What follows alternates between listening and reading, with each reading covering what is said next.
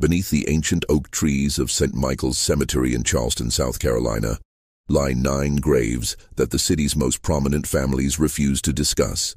Each headstone bears the name of a wealthy plantation owner who died between 1851 and 1855, all under mysteriously similar circumstances, sudden paralysis followed by what physicians of the time called merciful death.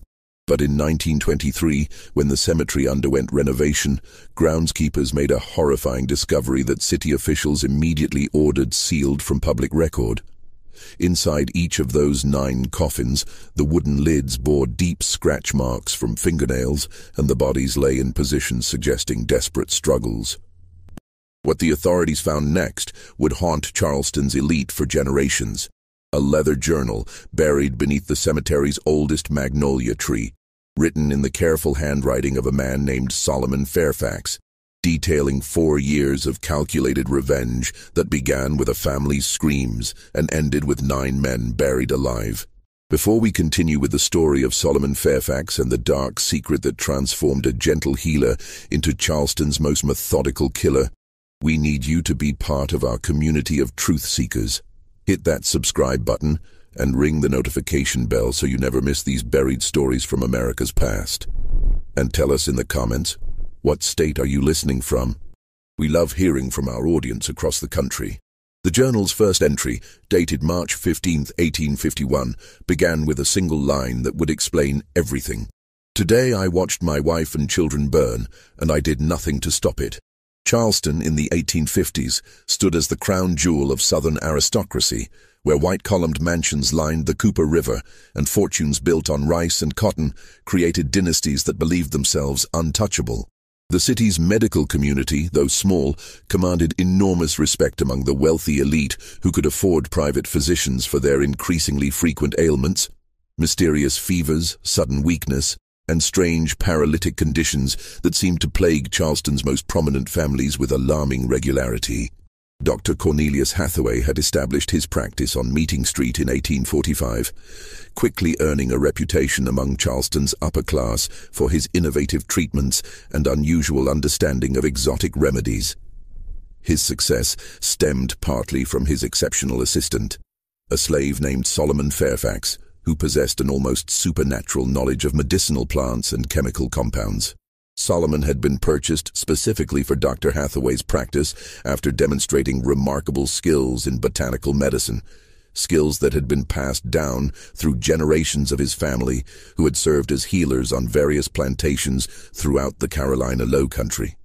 Solomon Fairfax was not the typical field slave that populated Charleston's plantations.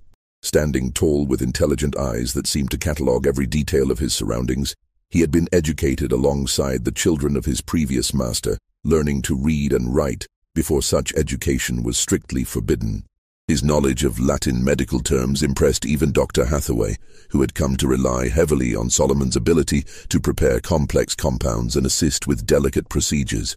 The wealthy patients who visited Hathaway's practice grew comfortable with Solomon's presence, often requesting him specifically for his gentle bedside manner and seemingly intuitive understanding of their ailments.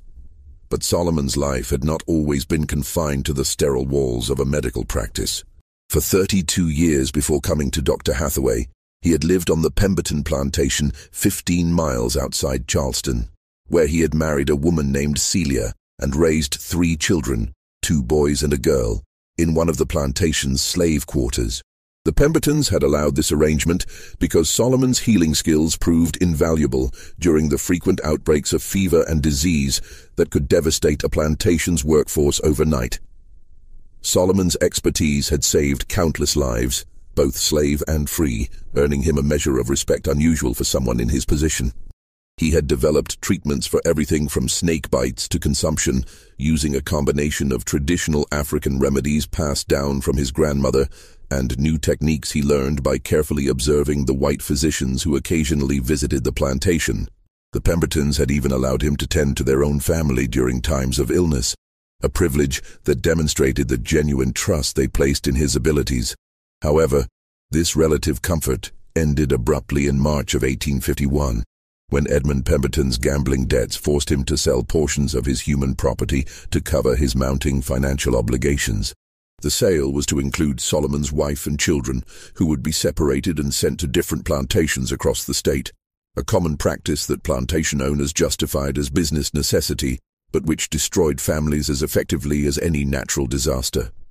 Solomon had pleaded with Edmund Pemberton, offering to work additional years without any compensation if his family could remain together. He had even suggested alternative arrangements, perhaps hiring himself out to other plantations during peak seasons to generate additional income. But Pemberton, facing creditors who demanded immediate payment, refused all negotiations.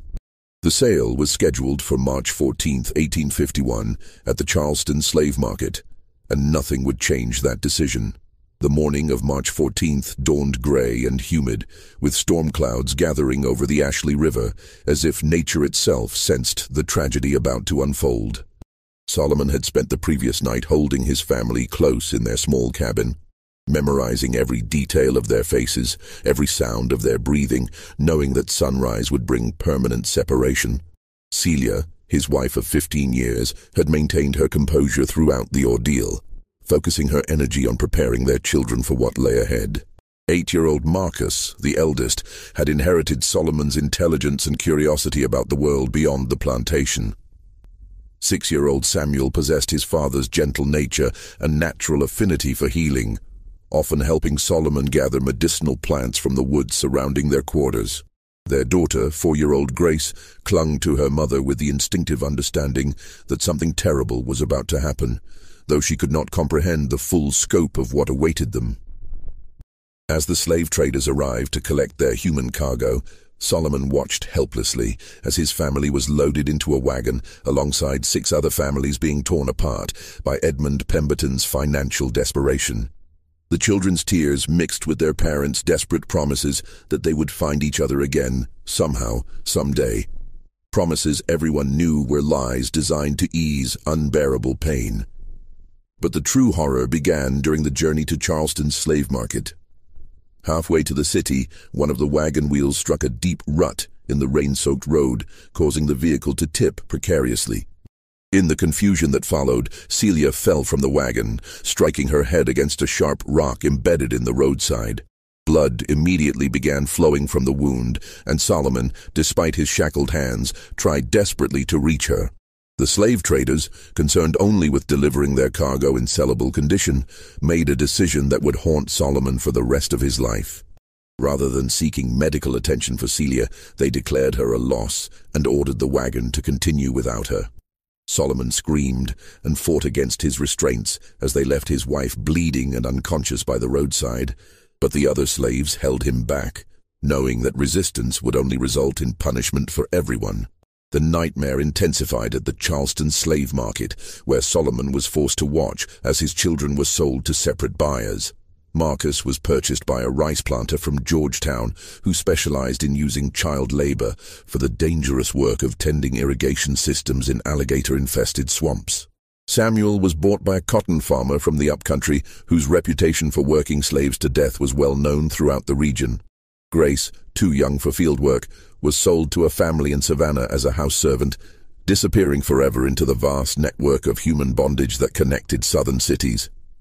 Through all of this, Solomon maintained an outward appearance of resignation, knowing that any display of emotion or resistance would make his situation even worse.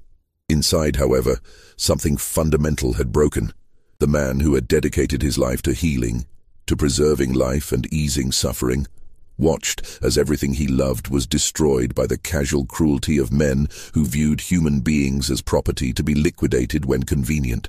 Dr. Hathaway, unaware of the full scope of Solomon's tragedy, purchased him primarily for his medical skills, paying a premium price that reflected Solomon's reputation as an exceptional healer. The doctor had heard about Solomon's abilities from other physicians who had witnessed his work at the Pemberton plantation, and he desperately needed someone with advanced knowledge of medicinal compounds to help with his growing practice. As Solomon was led away from the slave market to begin his new life as Dr. Hathaway's assistant, he cast one final look back at the place where his family had been scattered to the winds.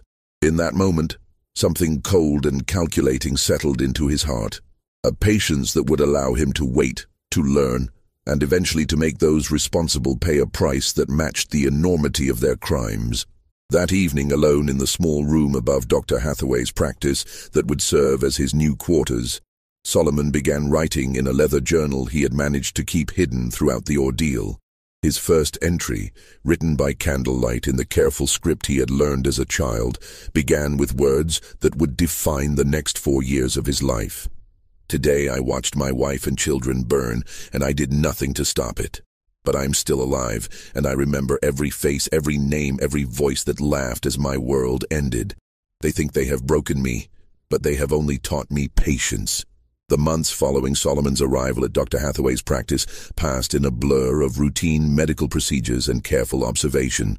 Solomon performed his duties with the same quiet competence he had always shown, mixing compounds, preparing treatment rooms, and assisting with patient care. But beneath this facade of acceptance, he was conducting an entirely different kind of study, learning the intimate details of Charleston's medical community and the wealthy families who comprised Dr. Hathaway's clientele. Dr. Hathaway, a widower in his 50s with no children of his own, had come to rely heavily on Solomon's expertise. The doctor suffered from arthritis that made precise work increasingly difficult, and Solomon's steady hands and encyclopedic knowledge of medicinal preparations had become indispensable to the practice. More importantly for Solomon's developing plans, Dr. Hathaway had begun allowing him to handle certain patient interactions independently, particularly when dealing with chronic conditions that required regular monitoring and treatment. Charleston's wealthy elite, accustomed to the finest medical care available, initially viewed Solomon with the typical mixture of casual indifference and condescending approval that characterized their interactions with skilled slaves. However, his obvious competence and respectful demeanor gradually earned him a level of trust that would prove crucial to his plans. Patients began requesting him specifically, praising his gentle touch and apparent intuitive understanding of their conditions. During this period, Solomon methodically researched the backgrounds of every wealthy family that visited the practice. He learned about their business dealings, their social connections, and most importantly, their involvement in the slave trade that had destroyed his family. Through careful listening and discreet inquiries among other slaves who worked in Charleston's grand houses, he compiled detailed information about the men who had participated in or profited from the auction that scattered his children across the South. His investigation revealed that Edmund Pemberton had been merely one link in a much larger chain of exploitation.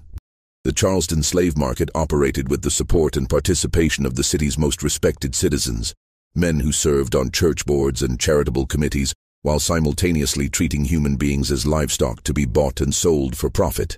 These were the men who attended elegant dinner parties to discuss literature and philosophy, while their wealth was built on the suffering of families like Solomon's. Among Dr. Hathaway's regular patients, Solomon identified 9 men who had direct connections to his family's destruction. Some had been present at the auction, bidding on human cargo with the same detached interest they might show when purchasing horses or cattle. Others had provided financial backing for the slave trading operation, lending money to dealers who specialized in breaking up families to maximize profits. A few had purchased slaves from the same auction that had sold his children, contributing to the system that treated human beings as disposable commodities. As 1851 progressed into 1852, Solomon began experiencing what he privately called his education in advanced chemistry. Dr. Hathaway's medical library contained numerous texts on pharmaceutical compounds, including detailed descriptions of various substances that could produce paralysis, unconsciousness, or the appearance of death while leaving the victim's mind fully aware. These books, written for legitimate medical purposes, became Solomon's textbooks in a curriculum of revenge. The most significant discovery came in a treatise on South American plant toxins, which described a compound derived from a vine that grew in the Amazon basin, but had been successfully cultivated in the greenhouse of a Charleston botanist who supplied exotic specimens to wealthy collectors. This particular toxin, when properly prepared, could induce a state of complete muscular paralysis while leaving the victim's consciousness and pain sensation entirely intact. The affected person would appear dead to casual observation, but would remain fully aware of their surroundings for several hours before the toxin's effects proved fatal. Solomon spent months learning to identify and cultivate the plant, eventually locating specimens in the greenhouse of Dr. Hathaway's friend, Professor Nathaniel Crenshaw, who taught natural sciences at the College of Charleston. Professor Crenshaw, unaware of Solomon's true interest in botany, was delighted to find someone who shared his passion for exotic plant species and began allowing Solomon to help maintain his greenhouse collection. Through careful experimentation with laboratory mice, Solomon determined the precise dosage needed to achieve the desired effects. Too little would merely cause temporary weakness. Too much would result in immediate death. But the correct amount would create a state indistinguishable from death to anyone lacking extensive medical knowledge, while preserving the victim's consciousness long enough to experience the terror of being buried alive. The psychological preparation for what he planned required perhaps even more discipline than mastering the chemistry involved. Solomon had to maintain his gentle, helpful demeanor while internally preparing himself to watch men suffer in ways that violated everything his healing nature represented. He justified this transformation by regularly reviewing the names of his children in his journal, reminding himself of their fate and the callous indifference of the men who had profited from their sale. As winter approached in 1852, Solomon had identified his first target, Colonel Reginald Fitzpatrick, a wealthy rice planter who had not only attended the auction where Solomon's family was sold, but had loudly joked about the breeding potential of the children being offered for sale. Fitzpatrick suffered from chronic gout and visited Dr. Hathaway's practice monthly for treatments that provided temporary relief from his painful condition. The Colonel's regular appointments, his trust in Solomon's medical abilities, and his habit of arriving alone for his treatments made him an ideal first victim for Solomon's carefully planned campaign of revenge. But Solomon forced himself to wait, knowing that patience and perfect execution would be essential to avoiding suspicion and ensuring that all 9 men received the justice they deserved. In his journal, Solomon wrote detailed profiles of each intended victim, noting their medical conditions, their treatment schedules, and their involvement in the slave trade. These entries read like a physician's case notes, but they documented a very different kind of treatment plan, one designed not to heal, but to ensure that 9 men would experience the same helpless terror that Solomon's children had felt as they were torn from everything they had ever known. The transformation of Solomon Fairfax from healer to methodical killer began with meticulous preparation that spanned the entire year of 1852. Every detail had to be perfect, every contingency planned, every variable controlled. The men he intended to target were not isolated individuals, but pillars of Charleston society, whose deaths would be scrutinized by the city's most prominent physicians and investigated by authorities who would be under intense pressure to find explanations. Solomon's first step involved establishing himself as an indispensable part of Dr. Hathaway's practice.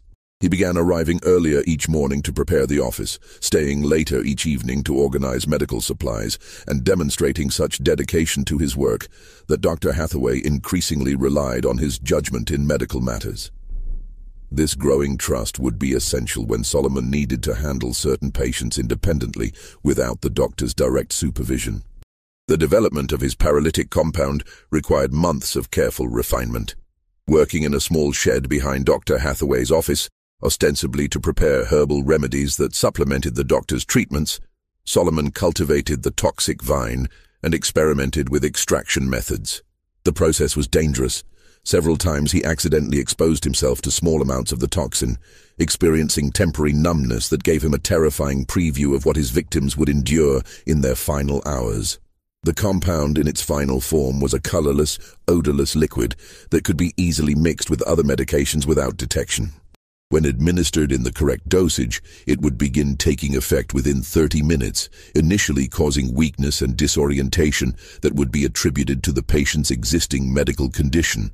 Within an hour, complete paralysis would set in, but the victim would remain conscious and able to hear, see, and feel everything happening around them. Most crucially, the paralysis would be so complete that it would be impossible to detect breathing or pulse without extremely careful examination. To physicians of the 1850s, lacking modern diagnostic equipment, a patient treated with Solomon's compound would appear to have died peacefully from natural causes. Only someone with extensive knowledge of the toxin's properties would recognize the subtle signs that indicated the victim was still alive, but completely immobilized. Solomon's selection of Colonel Reginald Fitzpatrick as his first victim was both strategic and personal. Fitzpatrick's monthly visits for gout treatment provided a predictable schedule, and his arrogant demeanor made him particularly easy to despise. More importantly, Fitzpatrick lived alone except for house slaves who were terrified of him, making it unlikely that anyone would insist on an extended wake or detailed examination of his body after death. The colonel's medical history provided Solomon with the perfect cover story. Fitzpatrick suffered not only from gout, but also from a weak heart, a condition that Dr. Hathaway had been monitoring for several years. If Fitzpatrick died suddenly, heart failure would be the obvious diagnosis, requiring no further investigation or autopsy. On December 15, 1852, Colonel Fitzpatrick arrived for his regular appointment, complaining that his gout pain had worsened significantly over the past week. Dr. Hathaway was attending to another patient, so he instructed Solomon to prepare Fitzpatrick's usual treatment and begin the consultation. This routine delegation of responsibility provided exactly the opportunity Solomon had been waiting for. As Solomon prepared the colonel's medication, he added precisely measured drops of his paralytic compound to the solution. Years of medical practice had taught him to maintain steady hands and a calm expression, even in stressful situations. Skills that served him well as he crossed the line from healer to killer. Fitzpatrick, accustomed to receiving treatments from Solomon, consumed the medication without question or hesitation. The conversation that followed would be burned into Solomon's memory forever. As the toxin began taking effect and Fitzpatrick started feeling weak, Solomon sat beside the colonel's chair and spoke in the same gentle tone he had always used with patients. "Colonel Fitzpatrick," Solomon said quietly, "I want you to know that my name is Solomon Fairfax, and you destroyed my family at the slave auction on March 14, 1851. You laughed when my children were sold. You joked about their value as breeding stock. Do you remember that day?" Fitzpatrick's eyes, already glazing over from the advancing paralysis, showed a flicker of recognition and then growing horror as he realized what was happening. He tried to speak, to call for help, but found that his voice had been stolen along with his ability to move. Solomon continued speaking in that same calm, professional tone. "You're not dying yet, Colonel. The medicine I gave you has paralyzed every muscle in your body, but your mind is completely clear. You can hear every word I'm saying. You can feel everything that's happening to you. In about an hour, Dr. Hathaway will examine you and pronounce you dead from heart failure. Your body will be prepared for burial, and tomorrow evening you'll be placed in your coffin and buried in St. Michael's Cemetery." Solomon leaned closer, ensuring that Fitzpatrick could see his face clearly. "But you won't actually die until several hours after you're buried. You'll be completely aware as the dirt is shoveled onto your coffin. You'll hear every sound, feel every sensation, and have plenty of time to think about what you did to my children. That's when you'll understand what terror really feels like." The paralysis was now complete. Fitzpatrick appeared to be a corpse, but Solomon could see the desperate awareness in his eyes, the frantic effort to somehow communicate or escape his immobilized body. Solomon checked the colonel's pulse and breathing with professional thoroughness, confirming that both were so faint as to be undetectable without specialized instruments.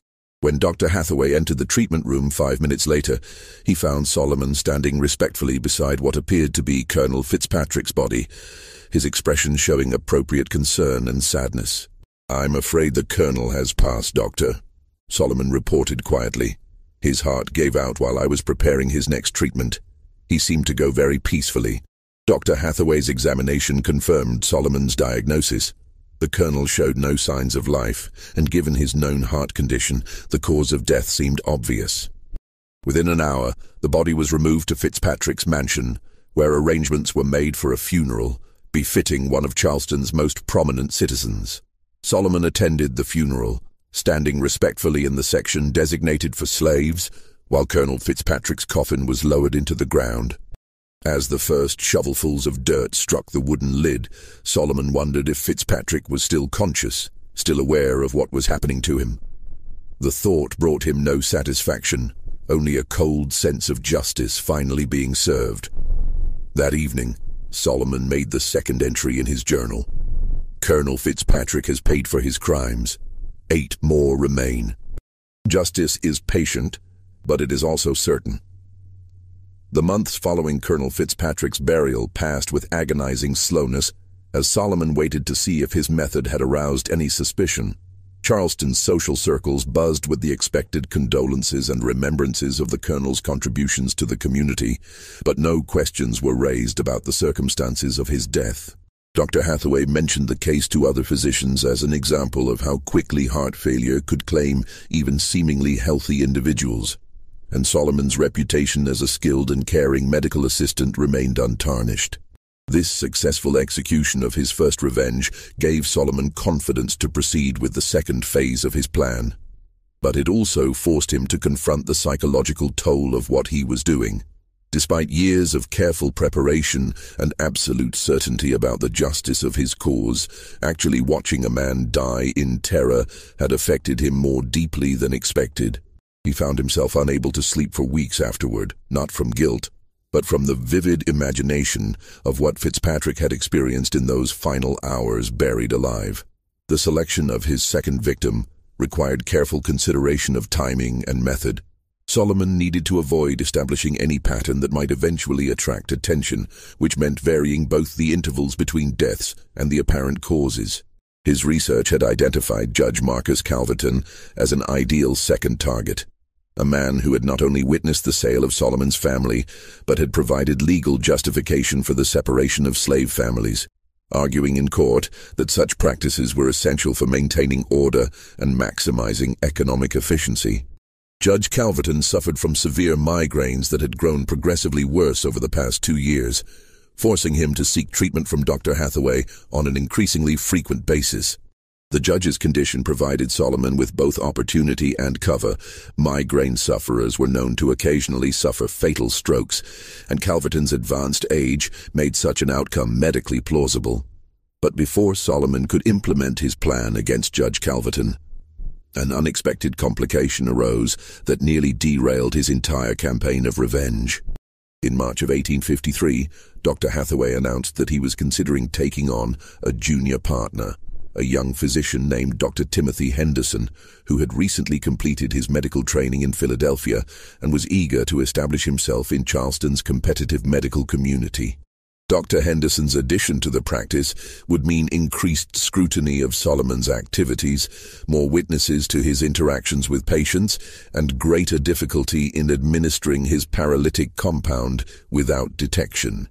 Even more concerning, Dr. Henderson had trained under physicians who were familiar with the latest advances in forensic medicine, including techniques for detecting unusual substances in deceased patients. Solomon realized that he would need to accelerate his timeline significantly.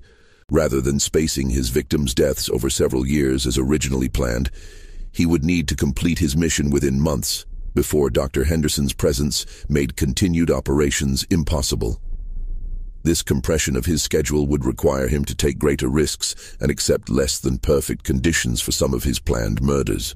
The pressure to move quickly led Solomon to his first serious mistake. While preparing for Judge Calverton's treatment in April 1853, Solomon accidentally used a slightly higher dose of his paralytic compound than intended. The judge's apparent death occurred more rapidly than expected, and the intensity of the paralysis was so complete that even Dr. Hathaway noticed something unusual about the body's condition. "Strange," Dr. Hathaway murmured as he examined Judge Calverton's corpse. "The muscle rigidity seems more pronounced than typical for stroke victims. And look at his eyes. There's something almost desperate about their expression." Solomon's heart raced as he watched Dr. Hathaway conduct a more thorough examination than he had performed on Colonel Fitzpatrick. For several terrifying minutes, Solomon feared that his entire plan was about to be exposed.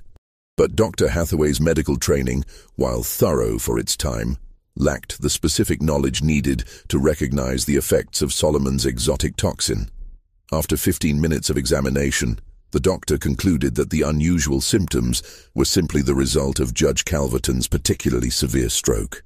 "Poor man must have suffered terribly in his final moments," Dr. Hathaway observed, unknowingly describing exactly what Judge Calverton was experiencing at that very moment, paralyzed but conscious as his body was prepared for burial. Judge Calverton's funeral was attended by even more prominent citizens than Colonel Fitzpatrick's, as befitted a man who had served Charleston's legal community for over 30 years. Solomon watched from the slaves section as the judge's coffin was lowered into St. Michael's Cemetery, just 3 rows away from where Colonel Fitzpatrick lay buried. As the funeral concluded, Solomon noticed something that sent a chill through his blood. A young man standing near the back of the crowd, taking careful notes in a small leather book. The note-taker was Thomas Grimsby, a journalist for the Charleston Mercury, who had begun investigating what he privately called the prominent deaths phenomenon, a series of sudden fatalities among the city's elite that seemed statistically unlikely. Grimsby had noticed that over the past 6 months, Charleston had lost several wealthy citizens to unexpected medical emergencies, all under circumstances that were medically explainable but collectively suspicious. Solomon's journal entry for that evening reflected his growing awareness that time was running out. "Judge Calverton has joined Colonel Fitzpatrick in experiencing true justice. But I fear that others are beginning to notice patterns that could threaten the completion of my mission. I must work faster, even if it means accepting greater risks." The acceleration of Solomon's timeline meant that his third victim would need to be eliminated within weeks rather than months. He selected Captain William Dandridge, a ship owner who had transported slaves from Charleston to markets throughout the South, and who had personally supervised the loading of human cargo with the same attention to detail he showed when handling valuable cotton shipments. Captain Dandridge presented unique challenges as a target. Unlike the previous victims, who had visited Dr. Hathaway's office regularly for chronic conditions, Dandridge was generally healthy and only sought medical attention for minor injuries sustained during his maritime activities. Solomon would need to create an opportunity rather than waiting for one to occur naturally. The solution came through Solomon's network of contacts among Charleston's slave community. Kitchen slaves who worked in the grand houses along the battery often gathered information about their master's activities and shared it with slaves from other households. Through these informal intelligence networks, Solomon learned that Captain Dandridge was planning a dinner party for prominent members of Charleston's shipping community, scheduled for May 20th, 1853. The dinner party would provide Solomon with the perfect opportunity to eliminate his third victim while simultaneously gathering intelligence about potential future targets. Kitchen staff for such events were often borrowed from other households, and Solomon had established friendships with several slaves who worked in food preparation. With careful planning, he could arrange to assist with serving the dinner, giving him direct access to Captain Dandridge and his guests. But even as Solomon refined his plans for the dinner party, Thomas Grimsby was conducting his own investigation into Charleston's recent string of prominent deaths. The journalist had begun visiting St. Michael's Cemetery regularly, noting the locations of recent burials and documenting the medical histories of the deceased. What he discovered would soon threaten everything Solomon had worked to accomplish. Just when we thought we'd seen it all, the horror in Charleston intensifies. If this story is giving you chills, share this video with a friend who loves dark mysteries. Hit that like button to support our content. And don't forget to subscribe to never miss stories like this. Let's discover together what happens next. The evening of May 20th, 1853, marked the beginning of the end for Solomon Fairfax's methodical campaign of revenge. The dinner party at Captain Dandridge's mansion on East Bay Street brought together 12 of Charleston's most influential shipping merchants, creating an unprecedented opportunity for Solomon to study multiple potential victims while eliminating his primary target. Solomon had arranged his participation through Martha, an elderly slave who supervised kitchen operations for many of Charleston's grandest social events. Martha, unaware of Solomon's true intentions, was grateful for his offer to help serve the elaborate meal, as several of her regular assistants had fallen ill with a fever that was spreading through the slave quarters of the French Quarter. The captain's dining room gleamed with crystal and silver as Charleston's maritime elite gathered to discuss the expansion of shipping routes and the increasing profitability of human cargo transport. Solomon moved through the room with practiced invisibility, refilling wine glasses and clearing plates while listening to conversations that revealed the casual brutality underlying Charleston's economic prosperity. Captain Dandridge, a robust man in his early 50s with graying hair and weathered hands that spoke of decades spent at sea, held court at the head of the table, regaling his guests with stories of profitable voyages and strategies for maximizing the value of slave shipments. His detailed knowledge of techniques for preventing slave rebellions during transport and methods for keeping human cargo alive during long voyages made him particularly contemptible in Solomon's eyes. As the evening progressed, Solomon identified several other men whose involvement in the slave trade marked them as future targets. The conversations he overheard revealed a network of complicity that extended far beyond the individual traders who had participated in his family's sale. These men discussed human beings with the same detached interest they showed for cotton prices or shipping schedules, viewing the destruction of families as an acceptable cost of conducting business. Solomon's opportunity came during the serving of the final course, an elaborate dessert that required individual preparation for each guest. Working in Captain Dandridge's kitchen, Solomon carefully added his paralytic compound to the captain's portion of brandy-soaked cake, using a method he had perfected through months of experimentation. The toxin was absorbed into the alcohol-soaked dessert, masking any potential taste while ensuring rapid absorption into the victim's system. Captain Dandridge consumed his dessert with obvious enjoyment, complimenting Martha on her exceptional preparation and requesting the recipe for his own cook. Within 30 minutes, he began experiencing the initial effects of Solomon's compound, a slight dizziness that he attributed to the evening's wine consumption and the warmth of the crowded dining room. As the paralysis progressed, Captain Dandridge excused himself from the table, claiming that he needed fresh air to clear his head. Solomon, observing from the kitchen doorway, watched as the captain made his way to his private study, where he collapsed into his favorite leather chair just as the toxin reached full effect. The discovery of Captain Dandridge's death 20 minutes later created exactly the kind of scene Solomon had hoped to avoid. Instead of dying quietly in the privacy of Dr. Hathaway's office, the captain had expired in front of 12 witnesses who immediately began demanding answers. Dr. Samuel Pettigrew, one of the dinner guests, examined the body while the others looked on with growing alarm. "This is most peculiar," Dr. Pettigrew announced after his initial examination. "Captain Dandridge appears to have suffered some form of seizure, but there are no obvious symptoms of apoplexy or heart failure. The muscle rigidity is quite pronounced, almost as if he had been poisoned." The word poisoned sent a shock through the assembled guests and created exactly the kind of attention Solomon had been working to avoid. Within an hour, 2 additional physicians had been summoned to examine Captain Dandridge's body, and by morning, news of the suspicious death had spread throughout Charleston's social circles. Thomas Grimsby, the journalist who had been tracking the series of prominent deaths, arrived at Captain Dandridge's mansion before dawn, interviewing servants and guests while the details of the evening were still fresh in their memories. His investigation revealed that Solomon had been present at the dinner party, marking the first time that any individual could be connected to multiple recent deaths of Charleston's elite. The net was closing around Solomon, but his mission remained incomplete. 6 of his intended victims were still alive, and the increasing scrutiny made it unlikely that he would have opportunities to eliminate them using his established methods. Desperation and the knowledge that his time was running out led Solomon to make the most dangerous decision of his campaign. He would attempt to kill multiple targets simultaneously, using a method that would ensure maximum terror, even if it meant exposing himself to almost certain capture.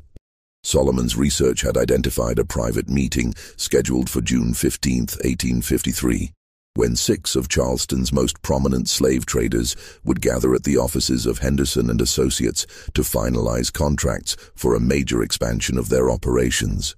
The meeting would take place in the evening, after normal business hours, providing Solomon with an opportunity to trap all 6 men in a confined space. The plan he developed was both ingenious and terrifying in its simplicity. Working at night over the course of 2 weeks, Solomon used his access to medical supplies to prepare a large quantity of his paralytic compound in a highly concentrated form. Instead of administering the toxin individually to each victim, he would introduce it into the building's air supply using the gas lighting system that illuminated the office. The Henderson and Associates building employed a central gas distribution system that fed individual lamps throughout the structure. By injecting his concentrated toxin into the main gas line, Solomon could ensure that everyone in the building would be exposed to lethal doses of the compound within minutes of the lamps being lit for the evening meeting. On the night of June 15th, Solomon positioned himself in the alley behind the Henderson and Associates building, waiting for the 6 men to arrive for their clandestine meeting. At exactly 8 o'clock, the office windows began glowing with gas lamplight, indicating that the meeting had begun and Solomon's trap was being activated. Within 30 minutes, the building fell silent. Solomon waited another hour to ensure that the paralysis had taken complete effect before using a duplicate key he had obtained through careful planning to enter the building through the rear entrance. The scene that greeted him in the main conference room was both horrifying and satisfying. 6 men sat around a mahogany table, their bodies frozen in the positions they had occupied when the paralysis struck. Their eyes, the only part of their anatomy still capable of movement, tracked Solomon as he moved around the room, revealing the terror and awareness trapped within their immobilized bodies. Solomon approached each man individually, speaking in the same calm, professional tone he had used with his previous victims. He identified himself and explained exactly what was happening to them, describing in clinical detail how they would remain conscious throughout their burial and the hours of suffocation that would follow. The expressions in their eyes, panic, disbelief, desperate attempts to communicate, provided Solomon with a satisfaction that years of planning had not prepared him to experience. But Solomon's moment of triumph was short-lived. As he prepared to leave the building and allow the victims to be discovered the following morning, he heard footsteps in the corridor outside the conference room. Someone else was in the building, someone who was not supposed to be there according to Solomon's careful surveillance of the meeting. The door opened to reveal Thomas Grimsby, the journalist who had been investigating Charleston's recent string of suspicious deaths. Grimsby had been following leads that pointed to tonight's meeting as a crucial piece of his investigation, and he had arrived just in time to witness Solomon standing over 6 apparently dead bodies.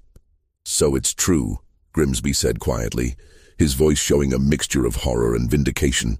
"Someone has been systematically murdering Charleston's elite, and you're the one responsible." Solomon realized that his careful plans had finally unraveled completely.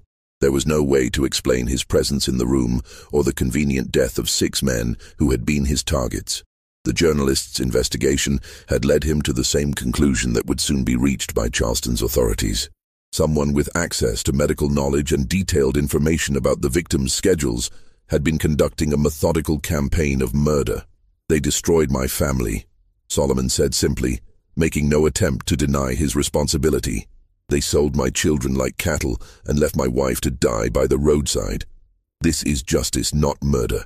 Grimsby's response revealed the complexity of Charleston's racial dynamics, even in the face of obvious crime. As a journalist, he was committed to exposing the truth about the murders. As a Southerner, he understood the brutal realities of the slave system that had motivated Solomon's revenge. The conflict between these perspectives created a moment of hesitation that would determine both men's fates. "Those men in there," Grimsby said, gesturing toward the paralyzed victims, "they're still alive, aren't they? That's why their eyes are moving. You've done something to them that makes them appear dead while keeping them conscious." Solomon nodded, seeing no point in denying what was obviously true. "They'll experience exactly what my children felt when they were torn away from everything they knew. They'll have hours to think about what they did, just as my family had hours to contemplate their fate during that wagon ride to the slave market." The conversation that followed would be recorded in Grimsby's own journal, discovered decades later during the renovation of his former residence. The journalist found himself caught between his professional obligation to expose a mass murderer and his human understanding of the injustices that had created that murderer. "I can't let you continue," Grimsby said finally. But I also can't ignore what drove you to this. Those men participated in a system that treats human beings as property. They profited from breaking up families and selling children. In any just society, they would face consequences for those actions. Solomon's response revealed the philosophical framework that had sustained him through 4 years of planning and execution. In a just society, my family would never have been destroyed in the first place. Since justice was denied to us through legal means, I created my own justice through the knowledge that their system taught me. The standoff between Solomon and Grimsby was interrupted by the sound of approaching voices outside the building. Other people were coming to investigate the meeting, either because they had been expected to attend or because someone had noticed unusual activity in the building. Both men realized that within minutes the scene would be discovered and Solomon's fate would be sealed. "There's a back stairs," Grimsby said quietly. "You could still escape. I could delay reporting this for a few hours, give you time to reach the countryside." But Solomon had already accepted that his mission would end with his capture or death. 9 men had been responsible for his family's destruction, and he had managed to eliminate only 6. The remaining 3 would live to profit from their crimes, and the system that had created those crimes would continue unchanged. "I'm not running," Solomon said with the same calm certainty that had characterized all his actions. "Let them come. Let them discover what I've done. Maybe when this story spreads, other people will understand that even slaves have limits to what they'll endure in silence." The voices outside grew louder, accompanied by the sound of multiple footsteps on the building's front stairs. Grimsby made a decision that would haunt him for the rest of his life. He chose to protect his story rather than protect Solomon. The journalist positioned himself to observe and document what happened next, ensuring that he would be able to provide a complete account of Solomon's capture and the discovery of his victims. When Charleston's city constables burst into the conference room, they found a scene that defied immediate explanation. 6 prominent citizens sat motionless around a conference table, apparently dead, but showing none of the typical signs of natural death. Standing calmly beside the table was a slave who made no attempt to flee or resist arrest, instead offering a complete confession of his actions and a detailed explanation of his methods. Solomon's confession, recorded by the chief constable and preserved in Charleston's criminal archives, provided authorities with information that solved not only the evening's multiple deaths, but also the mysterious fatalities that had puzzled the city's medical community for nearly 2 years. The paralytic compound, the method of administration, the selection of victims based on their involvement in slave trading, everything was documented with the same methodical precision that had characterized Solomon's campaign of revenge. The trial of Solomon Fairfax became one of the most controversial legal proceedings in Charleston's antebellum history, not because of any doubt about his guilt, but because of the moral questions his case raised about slavery, justice, and the limits of human endurance. The prosecution, led by District Attorney Charles Rutledge, presented the case as a simple matter of murder, a slave who had killed 9 prominent citizens and must be executed to maintain social order. The defense, appointed by the court and led by the reluctant attorney Benjamin Crawford, faced the nearly impossible task of defending a client who had confessed to multiple murders while arguing that those murders were justified by the systematic destruction of his family. Crawford's strategy focused not on denying Solomon's guilt, but on exposing the brutal realities of the slave system that had created the conditions for such desperate revenge. The trial revealed details about Charleston's slave trade that had previously been hidden from public view. Testimony about the methods used to separate families, the casual cruelty of slave auctions, and the complete legal powerlessness of enslaved people created an uncomfortable mirror for a society that preferred to view slavery as a benevolent institution. Solomon's detailed testimony about watching his family destroyed while being unable to intervene forced Charleston's elite to confront the human consequences of their economic system. Thomas Grimsby's coverage of the trial for the Charleston Mercury created a sensation throughout the South. His articles, which included extensive excerpts from Solomon's journal and detailed descriptions of the paralytic compound, were reprinted in newspapers from Virginia to Louisiana. The story of the slave who had turned his medical knowledge into an instrument of revenge became a source of fascination and terror for slave owners throughout the region. The medical aspects of Solomon's crimes received particular attention from the scientific community. Dr. Hathaway, devastated to learn that his trusted assistant had used the practice as a base for murder, provided detailed testimony about Solomon's pharmaceutical knowledge and access to exotic compounds. The revelation that slaves could possess sophisticated understanding of chemistry and toxicology challenged prevailing assumptions about their intellectual capabilities and sparked debates about the wisdom of educating enslaved people. The 6 men who had been paralyzed in the Henderson and Associates building provided the most dramatic testimony of the trial. All had survived their ordeal, though their experiences varied in horror depending on how long each had remained conscious after their apparent death. Their accounts of lying paralyzed while fully aware, hearing their own death pronounced and funeral arrangements discussed, created a visceral understanding of Solomon's revenge that mere legal arguments could not convey. Colonel Harrison Vance, one of the survivors, described the psychological torture of his experience. "I could hear everything, feel everything, but I could not move so much as an eyelid. When my wife wept over my body, I wanted desperately to comfort her, to let her know I was still alive. But I was trapped inside my own corpse, completely helpless while arrangements were made for my burial." If Solomon Fairfax had intended to show me what terror felt like, he succeeded beyond measure. The revelation that 3 of Solomon's earlier victims, Colonel Fitzpatrick, Judge Calverton, and Captain Dandridge, had been buried while still alive, created a public outcry that extended far beyond Charleston's boundaries. Families throughout the South began questioning whether their own deceased relatives had actually died naturally or had been victims of similar poisoning. The demand for exhumations and post-mortem examinations overwhelmed Charleston's medical community and created a climate of suspicion that lasted for years. Solomon himself remained calm and articulate throughout the proceedings, showing no remorse for his actions, while expressing regret only that he had been unable to complete his mission against all 9 of his intended victims. His final statement to the court provided a chilling summary of his motivations and methods. "I was trained to preserve life and ease suffering, but when this society destroyed my family while calling it legal and proper, I learned that the same knowledge used to heal can also be used to ensure justice. I do not ask for mercy, because no mercy was shown to my wife and children. I ask only that when you condemn me, you remember that I am not the one who created the system that makes such revenge necessary." The jury's deliberation lasted less than an hour. Solomon Fairfax was found guilty on all counts and sentenced to death by hanging, a verdict that surprised no one given the magnitude of his crimes and the social necessity of maintaining order in a slave-holding society.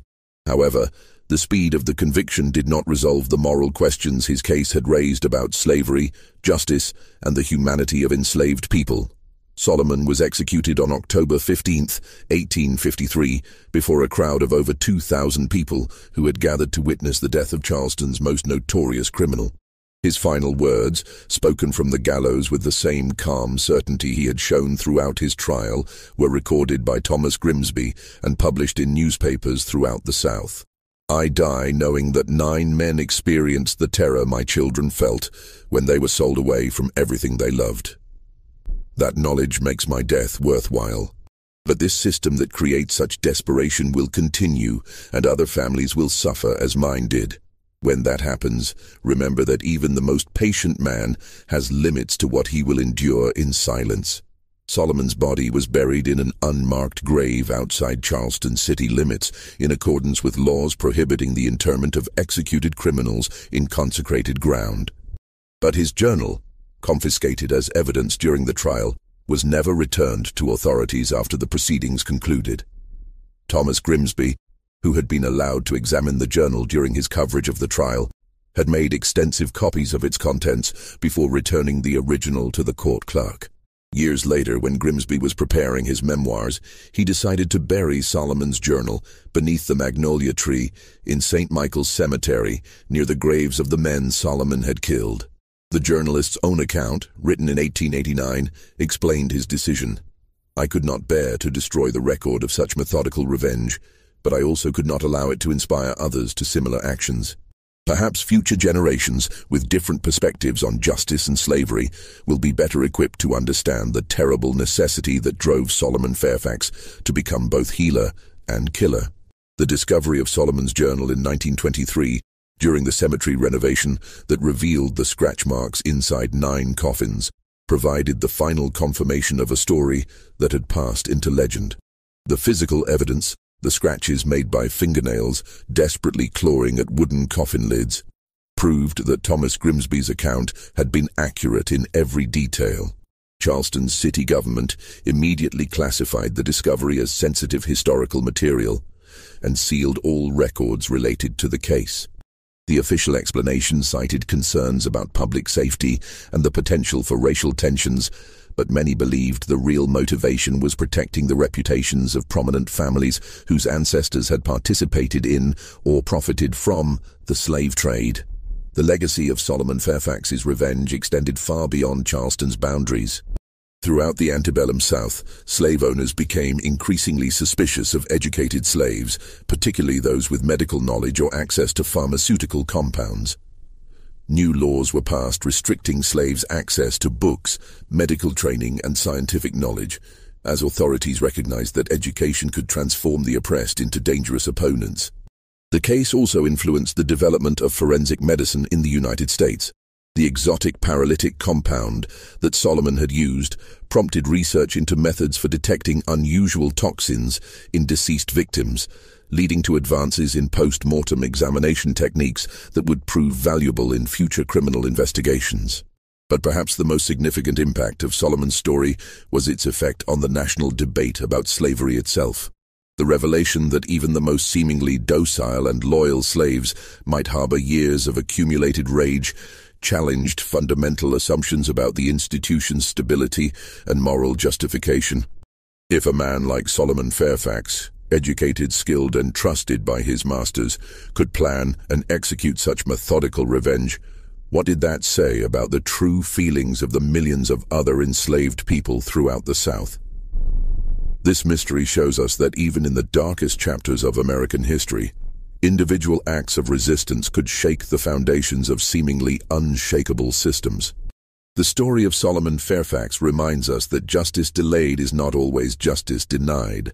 Sometimes it simply takes a different, more terrible form. What do you think of this story? Do you believe that Solomon's actions were justified by the destruction of his family? Or was his revenge simply another form of evil? Leave your comment below and share your thoughts about this chilling tale from Charleston's buried past. If you enjoyed this dark journey into America's hidden history and want more stories that reveal the secrets our ancestors tried to forget, subscribe now, hit the notification bell, and share this video with someone who appreciates the complex truths that lie beneath our nation's official histories. Until next time, remember that the past is never truly buried. It's always waiting to be discovered by those brave enough to dig.